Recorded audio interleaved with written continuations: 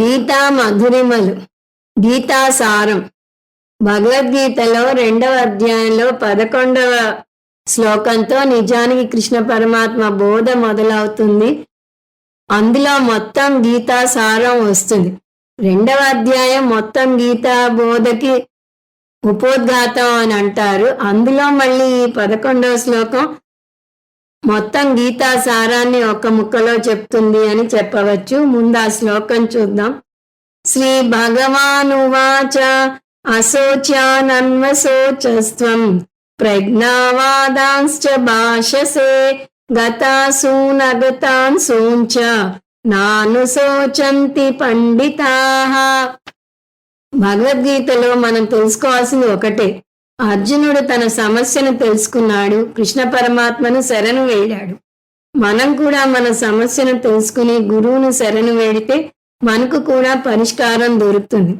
చెరుకు గడను పిప్పి చేసి దాని రసం తీసుకుని చెరుకు గడను ఎలాగైతే పారేస్తామో అలా మొదటి అధ్యాయం తీసుకుని దాన్ని పిప్పి చేసి దాని రసం గ్రహించి దాని విషయం మర్చిపోవాలి.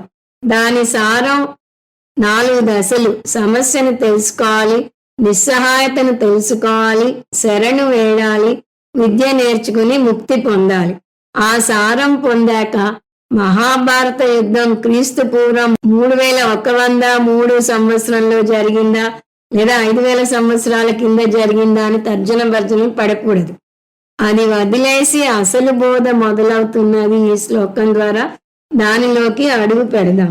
ఇది చాలా ముఖ్యమైన శ్లోకం, ఎందుకంటే మొత్తం గీతా సారం వస్తుంది అని చూసాం. ఏమిటా సారం? ఆత్మ అజ్ఞానం మన సమస్యలకు కారణం, ఆత్మజ్ఞానమే వాటికి పరిష్కారం. ఆత్మ అజ్ఞానం సంసార కారణం, ఆత్మజ్ఞానం మోక్ష కారణం. మోక్షం అంటే సంసారం నుంచి స్వేచ్ఛ పొందడం. ఈ ముఖ్యమైన వాక్యాన్ని మొత్తం గీతా శాస్త్రంలో విశదీకరించబోతున్నాడు కృష్ణ పరమాత్మ. శ్రీమద్ భగవద్గీతాసు ఉపనిషత్సు బ్రహ్మ విద్యాయాం అని ఒక్కొక్క అధ్యాయం చివర మనం చూస్తూ వస్తాం. బ్రహ్మ విద్య లేదా ఆత్మ విద్యే గీతా శాస్త్ర సారం. ఉపనిషత్ సారమే గీత. గీతలో అనేక అంశాలు చర్చింపబడ్డాయి. కర్మ, ఉపాసన, జపం, పూజ, ధ్యానం ఇలా ఎన్నో చర్చింపబడ్డా కూడా అన్ని ముఖ్యమైన ఆత్మ విద్యకు సహకారి సాధనల కిందే వస్తాయి. ఈ సారాన్ని కృష్ణ పరమాత్మ ఎలా అందజేశాడు? చాలా అద్భుతంగా. 2వ పాదంలో ఆఖరి భాగం చూడండి. పండితాః నాను శోచంతి. పండితులు అంటే జ్ఞానులు. ఏ విషయంలో జ్ఞానులు? ఏదో విషయంలో కాదు, అక్షరాల ఆత్మజ్ఞానం విషయంలో జ్ఞానులు. అందువల్ల పండితుడు అంటే ఆత్మజ్ఞాని. అటువంటి ఆత్మజ్ఞానులు అసలు శోకించరు. అంటే దాని అర్థం ఏమిటి? దీని నుంచి ఒక ఉపసిద్ధాంతం గ్రహించవచ్చు. పండితులు శోకించరు, కానీ అర్జునుడు అతిగా శోకిస్తున్నాడు. అంటే అర్జునుడు జ్ఞాని కాదు అని చెప్పకనే చెప్పినట్టు అవుతున్నది. పరోక్షంగా సూచిస్తున్నాడు, ఓ అర్జున నువ్వు అజ్ఞానివి అని. అంతేకాదు, అర్జునుని ద్వారా మానవాళికి మొత్తానికే చెప్తున్నాడు కృష్ణ పరమాత్మ. ఏమని? మీరు శోకిస్తున్నారా? అయితే మీరు అజ్ఞానులు అని. ఇది అర్థం చేసుకోవడానికి ఓపెన్ మైండ్ ఉండాలి. ఎవరైనా నా మనసు ప్రశాంతంగా లేదు, నేను డీలా పడ్డాను, నాకు దుఃఖం ఉంది అని అంటే వాళ్ళ సమస్య ఆత్మ అజ్ఞానం. దాని పరిష్కారం ఆత్మజ్ఞానం పొందటమే. అదృష్టవశాత్తు అజ్ఞానం బ్యాక్టీరియా లాంటిది, వైరస్ కాదు. వైరస్ కి మందు లేదు. జలుబు మీద ఒక జోక్ ఉంది. జలుబుకు మందు వేసుకుంటే 1 వారంలో తగ్గుతుంది, మందు వేసుకోకపోతే 7 రోజులు పడుతుంది. కానీ బ్యాక్టీరియాకు మందు ఉంది, అజ్ఞానానికి కూడా మందు ఉంది. అజ్ఞానం అనాదిగా ఉన్న అదృష్టం ఏమిటంటే దానికి మందు ఉంది. అది కూడా ఒకటే మందు ఉంది, అది జ్ఞానం. ఒక గదిలో చీకటి ఉంటే అది ఎలా తొలగుతుంది? దానికి ఎన్ని పరిష్కారాలు ఉన్నాయి? ఒకటే మార్గం ఉంది, ఆ గదిలో లైట్ వేయటమే. అలాగే అజ్ఞానం విషయంలో కూడా ఒకటే మార్గం ఉంది. జ్ఞానాత్ ఏవతు కైవల్యం. జ్ఞానం వల్లనే మోక్షం కలుగుతుంది. కర్మ మోక్షాన్ని ఇస్తుందా అని ఎవరైనా అడిగితే మీరు తిరిగి ప్రశ్నించాలి, కర్మ అజ్ఞానాన్ని తొలగించగలదా? కర్మ చేస్తే అజ్ఞానం తొలుగుతుంది అనుకుంటే ఇన్ని స్కూళ్ళు కాలేజీలు అవసరం లేదు మనకు. ఒకరోజు ఒక పని చేస్తే కెమిస్ట్రీ అజ్ఞానం తొలగిపోతుంది, ఇంకో రోజు ఇంకో పని చేస్తే బాటనీ అజ్ఞానం తొలగిపోతుంది. అలా జరుగుతోందా? లేదే. అందువల్ల కర్మ అజ్ఞానాన్ని తొలగించలేదు, ధ్యానం అజ్ఞానాన్ని తొలగించలేదు, జపం అజ్ఞానాన్ని తొలగించలేదు. వీటిని మనం కించపరచడం లేదు, కానీ వీటి వల్ల అజ్ఞానం పోదు అంటున్నాం. వాటికి ఉండే ఫలం వాటికి ఉంది, కానీ అజ్ఞానాన్ని మాత్రం తొలగించలేవు. ఆత్మజ్ఞానం పొందటం ఒకటే మార్గం. అందువల్లనే ఈ విషయాన్ని కృష్ణ పరమాత్మ మొదటి శ్లోకంలోనే నొక్కి వక్కానిస్తున్నాడు. పండితాహ న అనుశోచంతి. అందువల్ల అర్జున, నువ్వు పండితుడు అవు. ఏ విషయంలోనూ పండితులు అంటే జ్ఞానులు దుఃఖించరు. గతాసూన్ అగతాన్సూంచ.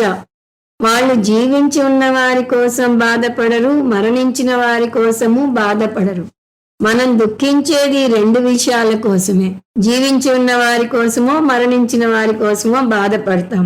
మనుషుల కోసమే కాదు, వస్తువుల గురించి కూడా అలాగే బాధపడతాం. అంటే అయిపోయిన వాటి గురించో రాబోయే వాటి గురించో బాధపడతాం. ఈ రెండు విషయాల్లో జాగ్రత్త పడితే ఇక బాధపడే అంశం ఇంకేమీ లేదు. అందువల్ల కృష్ణ పరమాత్మ ఈ రెండింటి గురించి చెప్తున్నాడు. గతాసూన్ అంటే గడిచిపోయినవి అంటే గతం, అగతాసూన్ అంటే గడిచిపోనివి అంటే వర్తమానం లేదా భవిష్యత్తు గురించి. నా అనుశోచంతి, దుఃఖించరు. కానీ నువ్వేం చేస్తున్నావు అర్జున? అశోచ్యాన్ అన్వశోచత్వం. శోకింపదగని వారి కోసం శోకిస్తున్నావు. అశోచ్య అంటే వారి మీద జాలి గాని దుఃఖం గాని చూపించే అర్హత లేనివారు. దుర్యోధనాదులు నీ జాలికి అర్హులు కారు. వారు అధార్మిక మనుషులు. అంతేకాదు, ప్రజ్ఞావాదాంశ్చ భాషసే. నువ్వు తెలివైన వాడిలా మాట్లాడుతున్నావు. నిన్ను నువ్వు తెలివైన వాడిగా భావించుకుని కులక్షయం గురించి, కులధర్మం గురించి, వర్ణ సంకరం గురించి మాట్లాడావు. నిన్ను నువ్వే ఖండించుకుంటున్నావు. అందువల్ల నువ్వు జ్ఞానం పొందాలి. కాబట్టి నీకు మోక్ష శాస్త్రం నేర్పిస్తాను అని చెప్పగానే చెప్తున్నాడు కృష్ణ పరమాత్మ. ఇప్పుడు అర్జునుడికి రెండు సమస్యలున్నాయి, తక్షణ సమస్య, ప్రాథమిక సమస్య. తక్షణ సమస్య యుద్ధం చేయాలా వద్దా, అది ఎప్పుడూ ఉండదు. ఈ తక్షణ సమస్య ఇంకో లోతైన సమస్యను పైకి తెచ్చింది. ఏమిటది? రాగం, శోకం, మోహం. ఈ రాగ శోక మోహాలు తాత్కాలిక సమస్యలు కావు, ఇవి శాశ్వత సమస్యలు. అంతేకాదు, సార్వజనీన సమస్యలు కూడా. కృష్ణ పరమాత్మ ఈ రెండింటినీ పరిష్కరించాలి. దానికి కృష్ణ పరమాత్మ 3 కోణాల్లోంచి పరిష్కారం చూపిస్తాడు. అవి ఆధ్యాత్మిక దృష్టి, ధార్మిక దృష్టి, లౌకిక దృష్టి. ఏ స్థాయి నుంచి చూసినా పరిష్కార మార్గం ఒకటే అంటున్నాడు కృష్ణ పరమాత్మ. ఏమిటా పరిష్కారం? అర్జునుడు యుద్ధం చేయక తప్పదు.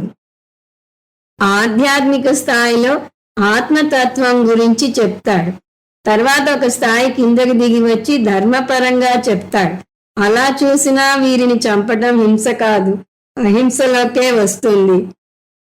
అది ధర్మం కాదనుకుంటే ఇంకో అడుగు కిందికి దిగి వస్తాడు. పేరు ప్రఖ్యాతలు నిలుపుకోవడం కోసమైనా అర్జునుడు యుద్ధం చేసి తీరాలి. ఇలా 3 కోణాల్లో అర్జునుని సమస్యకు పరిష్కారం చెప్పుకొస్తాడు కృష్ణ పరమాత్మ.